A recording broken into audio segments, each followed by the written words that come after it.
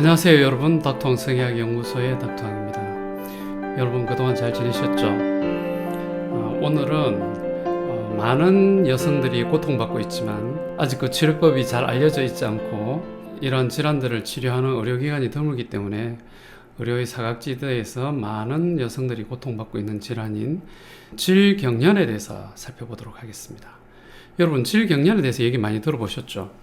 예전에는 질경련을 어떤 분들은 남성의 성기가 여성의 질에 들어가서 빠지지 않는 질환을 질경련이라고 얘기를 했었는데 사실 그런 질환은 없습니다. 그런 얘기 가끔 들어보신 적 있을 거예요. 어떤 불륜의 부부가 부부가 아니죠. 불륜 커플이 응급실에 몸이 붙은 채로 들어와가지고 성관계 중에 남성의 성기가 여자의 질에서 빠지지 않아 응급실에 실려왔다더라. 뭐 이런 얘기, 전설 같은 얘기 들어보신 적이 있는데 사실 그런 얘기는 실제로 일어나는 일이 아닐 가능성이 많습니다. 우리 남자들의 내피셜일 가능성이 높습니다. 그래서 질경련이라는 것은 질에서 성기가 들어가가지고 빠지지 않는 질환이 아니고 아예 삽입을 못하는 질환을 질경련이라고 합니다. 질경련은 요즘은 이제 일반적으로 국제학회에서는 질경련이라는 표현을 잘 사용하지 않는데 그래도 이제 관습적으로 예전에 써오던 용어이기 때문에 베지니스무스, 질경련이라는 표현을 간혹 일상적으로는 쓰기도 하지만 학술적으로는 이미 이제 사라진 용어라고 볼 수 있습니다. 그래서 이 질경련이라는 질환은 한마디로 진로의 삽입 선교가 불가능한 그런 질환을 말합니다. 성의학적인 질병 분류 체계는 크게 두 가지 분류 체계를 따르는데요. 정신과 통계 분류 펠라민 DSM-5 분류에 따라서 GPPPD, Genital Pelvic Pain, Penetration Disorder 이렇게 해가지고 성기골반통 삽입 질환이라고 이제 표현을 하기도 하고요. 일반적으로 최근에는 DSM 체계보다는 국제 질병 분류표, 즉 ICD-11의 분류에 의해서 분류를 많이 합니다. ICD 질병 분류 체계는 여러분들 실손보험이나 이런 걸 준거할 때 질병 기호 확인하고 이렇게 많이 해보셨죠? 그 질병 기호들이 바로 이 ICD 분류 체계에 의해서 분류되는 것이죠. 그래서 ICD-11 분류 시스템에서는 이 질경련을 SPPD, Sexual Pain Penetration Disorder, 성교통 삽입 질환 이렇게 표현을 하고 있습니다.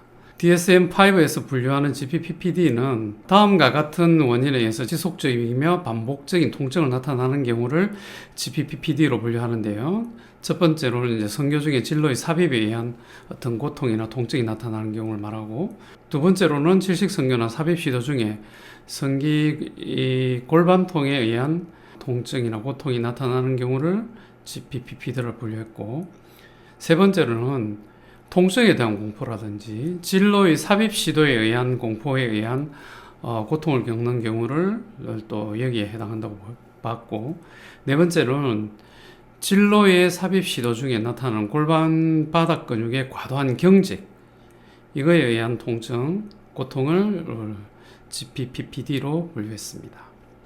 한편 ICD-11에서 분류하는 SPPD는 어떻게 정의하고 있느냐 하면 현저한 지속 성형의 삽입 곤란이 나타나는 경우로, 이는 삽입 시도 때 나타나는 골반 바닥 근육의 불수의적인 조임이라든지 긴장에 의하거나 삽입이 예상되거나 또는 시도할 때의 외음통이나 골반통에 대한 현저하고 지속적인 두려움 때문에 나타날 수 있다고 이렇게 표현을 하고 있습니다.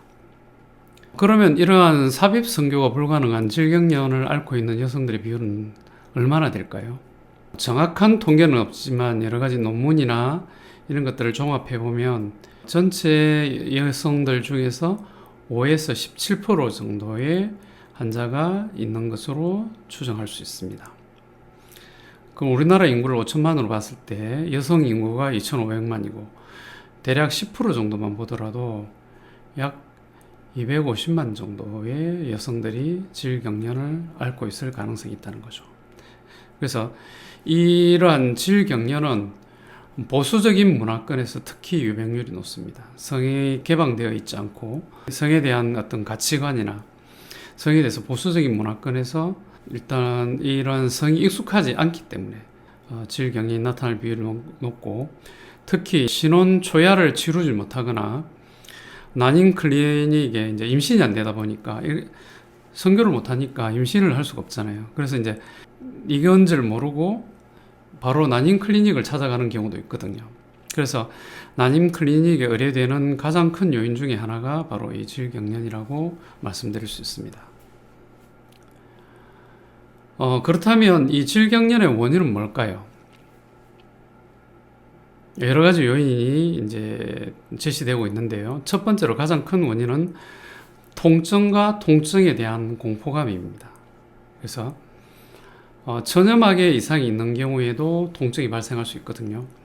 여러분들 천여막이 첫 관계 때 모두 쉽게 파열될 거라고 생각하지만 그렇지 않습니다. 의외로 단단한 천여막이 섬유화가 와가지고 굉장히 파열되기 힘든, 자연적으로는 파열되기 힘든 그런 형태의 천여막을 가지고 있는 경우도 많이 있습니다.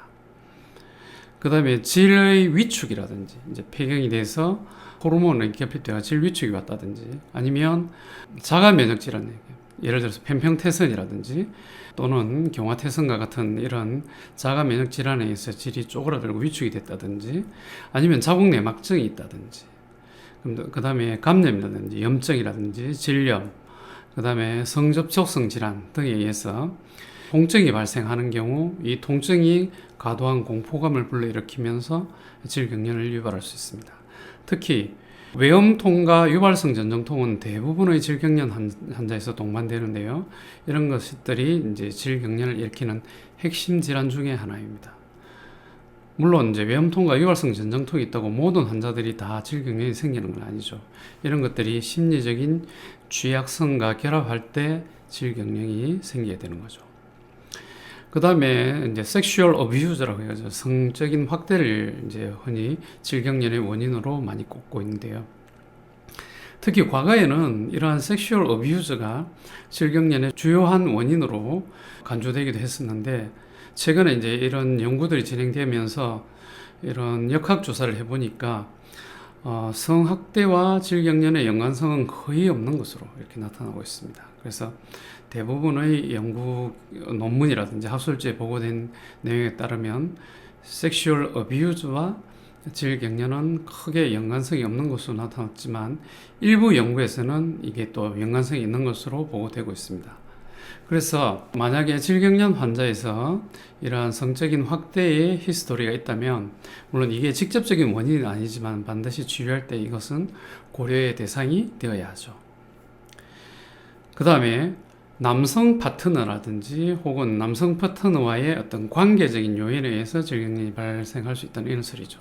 남성 요인의 발기부전이라든지 조루라든지 이런 남성 성기능 장애가 있을 때 또는 페이로니 디지즈라고 해가지고 남성 성기가 이렇게 바나나처럼 휘어있는 이런 질환들이 있거든요.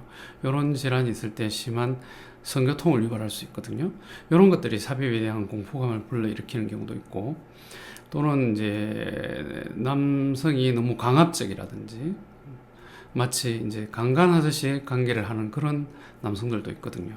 그래서 이런 것들에 대한 어떤 두려움이나 이런 것들이 동반될 때 질경련이 유발될 수 있다라고 이제 표현을 하기도 하고 또 일부 연구에서는 보니까 이 질경련이 있는 여성들은 남성 성기능 장애가 있는 환자들 쉽게 말하면 뭐 발기가 잘 안 된다든지 이런 성기능 장애가 있는 남성이라든지 성생활에 대해서 이렇게 적극성이 떨어지는 그런 남성들과 결혼하는 경향이 있다고 합니다. 그래서 이게 섹스가 없는 이런 성생활에서 서로의 어떤 이해관계가 맞아 떨어짐으로써 그런 섹스가 없음에도 불구하고 의외로 성적인 만족도가 높은 상태로 이렇게 살아가는 그런 경우도 있습니다. 그래서 그런 파트너를 어떤 선택하는 그런 경향이 있다는 그런 재미있는 연구도 있습니다. 그 다음에 결핍되거나 부정확하거나 불완전한 성교육 또는 보수적인 종교적 신념에 편향된 교육 이런 것들이 질경련을 일으킬 수가 있죠. 또 어떤 경우에는 간혹 예전에 이제 저희 환자들도 그런 경우가 있었는데요. 주변의 친구들로부터 성관계하면 너무 아프다더라 이런 것들이 계속 공포감을 불러일으키는 거죠. 그런 것들이 하나의 원인이 되기도 하고 또 어떤 여성들은 너무 이게 해부학적인 지식이나 어떤 성교육이 부족해가지고 선교 자체를 어떻게 하는지를 모르는 사람도 있어요. 심한 사람은 극단적인 예로 여러분들 믿으실지 모르겠지만 신랑하고 손만 잡고 자면 임신이 된다더라 이렇게 알고 있는 여성들도 드물겠습니다. 남자도 마찬가지로 어리숙하고 나이브해가지고 순진해가지고 그런 성교육이 전혀 안 돼가지고 이렇게 섹스를 할 줄 모르는 그런 경우도 있었습니다.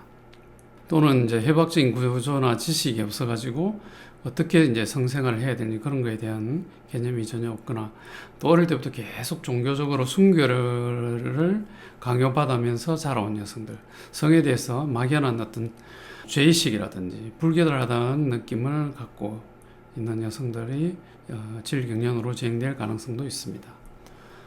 질경련의 메커니즘을 설명하는 가장 이론적으로 가장 권위 있는 모델이 FAM이라는 게 있습니다. 근데 Fear Avoidance Model이라고 해가지고 공포 회피 모델이라는 것인데요. 악순환을 그리는 이 공포 회피 모델이 질경련의 어떤 병리를 가장 잘 설명하고 있죠.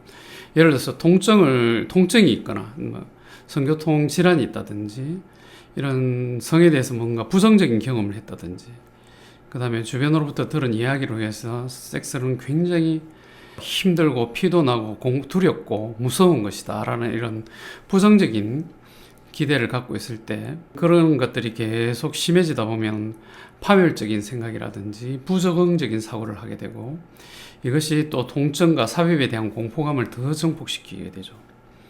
이러한 공포감과 두려움이 있는 상태에서 성관계를 맞닥뜨리게 되면 이 공포 반응이 있는 상태에서는 작은 통증도 훨씬 심한 통증으로 받아들이게 됩니다. 예를 들어서 3이나 4 정도의 통증이 있는데 심한 공포감이나 이 통증에 대한 과잉 경계 상태에 빠져 있게 되면 그 3이나 4 되는 통증을 7이나 8로 또는 9나 10으로 느끼게 되는 거죠.